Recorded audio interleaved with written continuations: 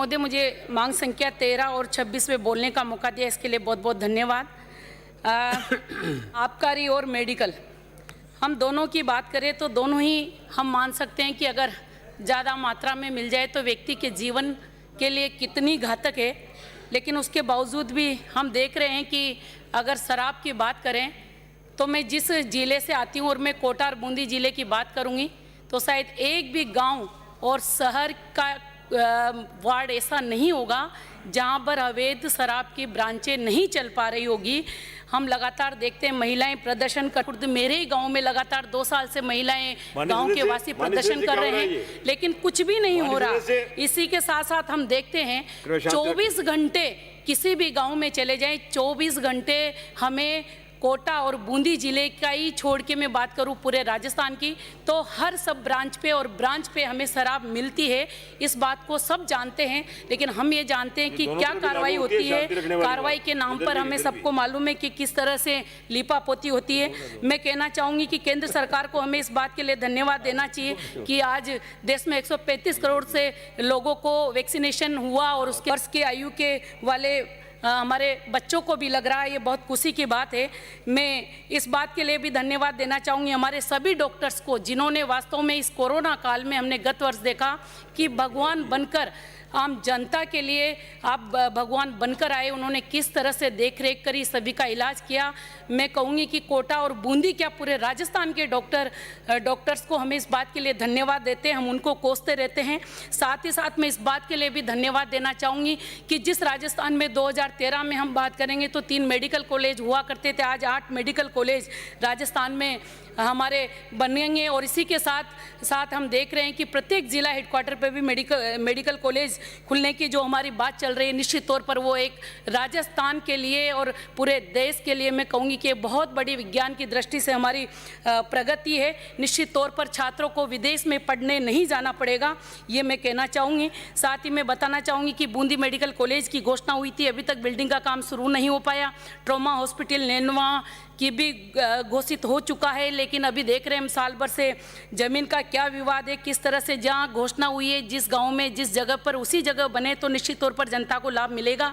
बूंदी में blood bank का विस्तार किया जाए। प्रॉब्लम आती है जब भी वहाँ कोई मरीज जाता है तो ब्लड नहीं मिल पाता। 75 बेड का हॉस्पिटल रामगंज मंडी में घोषणा करी थी 2008 से 2013 में जब मैं चुनाव लड़ी थी। निश्चित तौर पर वो भी चालू होना चाहिए, वो अभी तक नहीं हो पाया।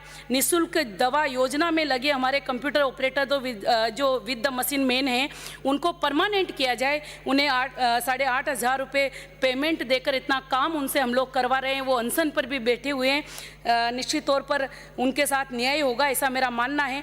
मैं मांग करती हूँ कि सब सेंटर हमारे यहाँ पर पीएससी की घोषणा की जाए, जो जैसतल है, जेतपुर है, घाट का बराना, गेंडोली, पिपलिया, जरकोदा, चाणदा, खुर्द, लबान और माधोराजपुरा और भिया, इन सभी हमारे बड़ी पंचायतें हैं। यहाँ पर पीएससी की घोषित होगी तो निश्चित तौर पर बहुत बड़ा लाभ जनता को मिलेगा।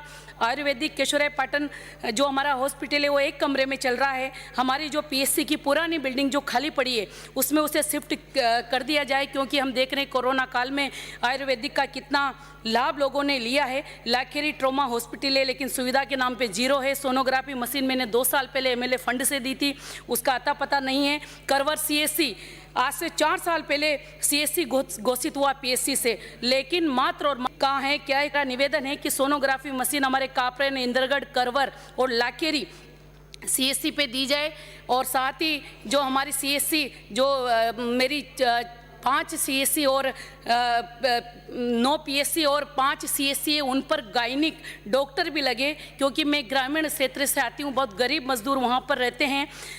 एमएलए फंड से जो कोरोना काल में बूंदी और कोटा में जो सामग्री की खरीद की गई चिकित्सा विभाग द्वारा, निश्चित तौर पर उसकी जांच होनी चाहिए। एक बहुत बड़ा इसमें बू आती है, क्योंकि जनता हमसे पूछती है कि आपने इतना पैसा दिया है, उसका क्या हुआ। साथ ही जो 14 एम्बुलेंस मेरी सीएससी और पीएससी पे मैंने दी है, न तो डीजल उनको चलाने के लिए है और न ड्राइवर है। 108 एम्बुलेंस जो प्राइवेट हमारी चलती है उसकी भी जांच करवाई, क्योंकि ऑक्सीजन के अभाव में मैंने खुद ने प्राण त्यागते हुए लोगों को देखा है। साथ ही साथ मैं मांग करूंगी कि पिछली बार मैंने जो रामगंज मंडी में एम्बुलेंस दी थी वो 4 साल से कंपनी में अभी तक पड़ी हुई है, उसको भी जिस हॉस्पिटल को दिए वहाँ पहुँचाई जाए।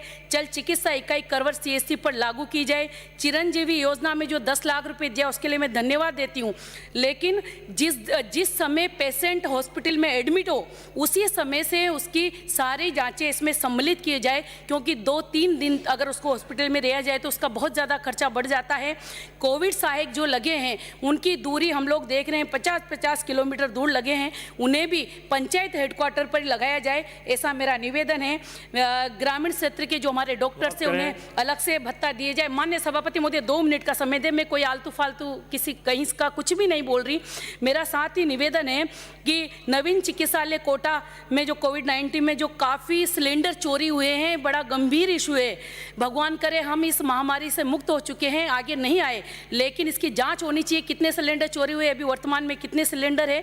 साथ ही साथ नवीन चिकित्सालय कोटा का जो हमारा पीडियाट्रिक वार्ड है उसे JK लोन में हस्तांतरित करने के बाद नवजात बच्चे जो हमारे होते हैं उनको तो रखा जाता है JK लोन में, और नवीन चिकित्सालय मेडिकल कॉलेज में हमारी जो माताएं हैं, गर्भवती महिलाएं वो रहती है, निश्चित तौर पर 4-5 किलोमीटर की दूरी है, इसमें भी हमें कुछ करना चाहिए। साथ ही साथ MLA फंड से दी गई एम्बुलेंस किस मैं कहूँगी कि मेडिकल कॉलेज नवीन में किस दर पर उनकी क्या दूरी तय हुई है, किस दर पर चल रही है, इस पे भी हमें माननीय सभापति महोदय उसकी भी हमें जांच करनी चाहिए। गर्ल्स हॉस्टल के गेट के पास जो बूम बैरियर एवं जो गार्ड क्वार्टर का निर्माण किया गया है वो बनने के बाद क्षतिग्रस्त होने वाला है, उसको हम चालू भी नहीं कर पा रहे, इसका भी हमें कुछ विचार करना चाहिए। राजस्थान सरकार स्वास्थ्य योजना में RGS में जो स्कीम में सरकारी कर्मचारियों को कई समस्याओं का सामना करना पड़ रहा है वो हम देख रहे हैं।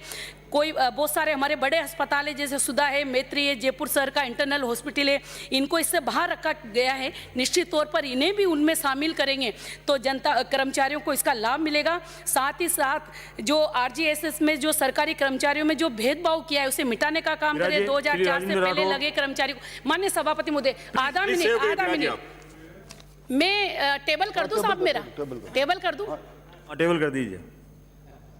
सभापति